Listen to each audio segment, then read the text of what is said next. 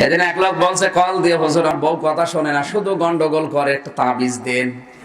তাবিজ, দুই জায়গায় তাবিজে কাজ হয় না, একটা শাশুড়ি আর একটা বউ।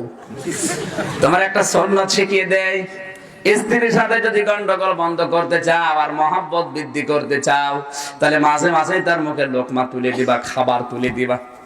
কয়দিন পরে কল দিলাম, বলছে হুজুর আমার লজ্জা করে। লজ্জা করে, মারামারি করে, লজ্জা করে না।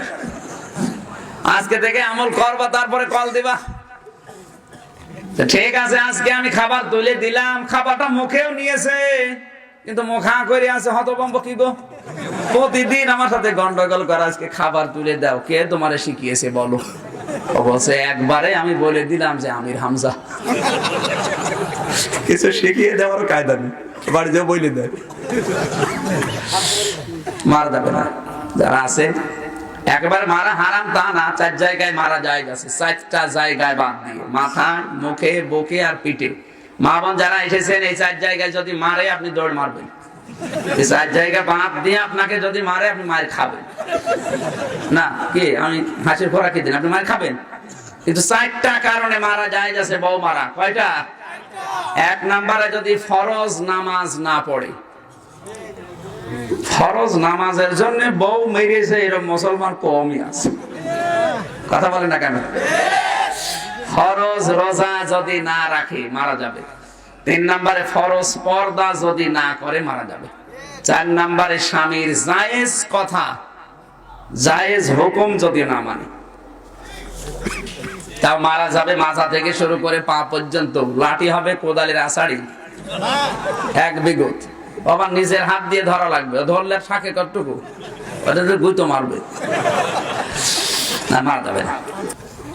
আর স্বামী যারা আছেন না, হাসা তো অন্যায় করলো, মারা বন্ধ করা লাগবে। বউ মারা ইতর মানুষের কাজ। কোন নবী পৃথিবীতে স্ত্রীর গায়ে হাত তোলেননি। আর মা বোনরা এমন আচরণ করবেন না যেন আপনার স্বামী আপনার গায়ে হাত তুলতে বাধ্য হয়। সেদিন রাঙ্গামাটি থেকে আসার সময় দেখি সরকারি কলেজের এক অধ্যাপক ওর মাকে রেখে এসেছে বৃদ্ধাশ্রমে। আমার এই কর্তৃপক্ষ বলছে হুজুর বৃদ্ধাশ্রম দেখবেন। নিয়ে গেল, যে দেখি ওর মা ওর হাত ধরে হাউমাউ করে কাঁদছে। ডাক দিয়ে বলছে, বাবারে আমি যখন মারা যাব তখন আমার মাথার উপরে ফ্যানটা তুই পাল্টিয়ে দিবি, কারণ ফ্যানটা ঘোরে না। ছেলে বলছে, মা তুমি তো মারা যাবে, তখন আবার ফ্যান পাল্টিয়ে কি করব?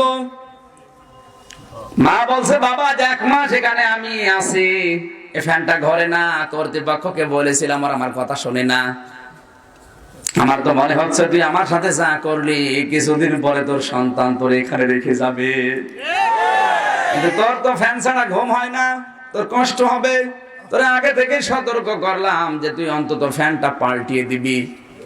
ওই অবস্থায় দেখলাম ওর হাতের উপরে মা মারা গেল। মায়ের পা জড়িয়ে হামাও করে কেঁদে বলছে, মা আমি মাথায় হাত দিলাম। উঠে আমার দিকে তাকিয়ে বলছে, হুজুর এ দোষ আমার না, এ দোষ আমার বউর। 1 মাস আগে আমার বউ আমাকে জানিয়েছে, এই বুড়ি যদি বাড়ি থাকে তোমার ভাত আমি খাবো না। আমার 2টা ছেলে মেয়ে আছে, তাদের মুখের দিকে তাকিয়ে আমি তালাকও দিতে পারি না। বাধ্য হয়ে মাকে রেখে গেছি। 10 বছর আগে আমার বাবা মারা গেছে, আজ আমার মাটাও মারা গেল। দুনিয়া এখন আমার আর নাম ধরে ডাকার মতো কেউ নেই। ও নারায়ণগঞ্জবাসী, শুধু রাঙ্গামাটির ওই প্রফেসর না, এখানে হাজারো মানুষ আমরা ঠিক ওই রকমই বসে আছি। সম্মানিত মা বোন, আপনাদেরকে আবার বলছি, যদি নেককার হতে চান এই 4টা গুণ আপনার লাগবে। শুধু নামাজ পড়া, রোজা রাখা, কালো বোরকা পরায় নেক কাজের বৈশিষ্ট্য না। 1 নম্বরে স্বামীকে আনন্দ দেওয়া লাগবে।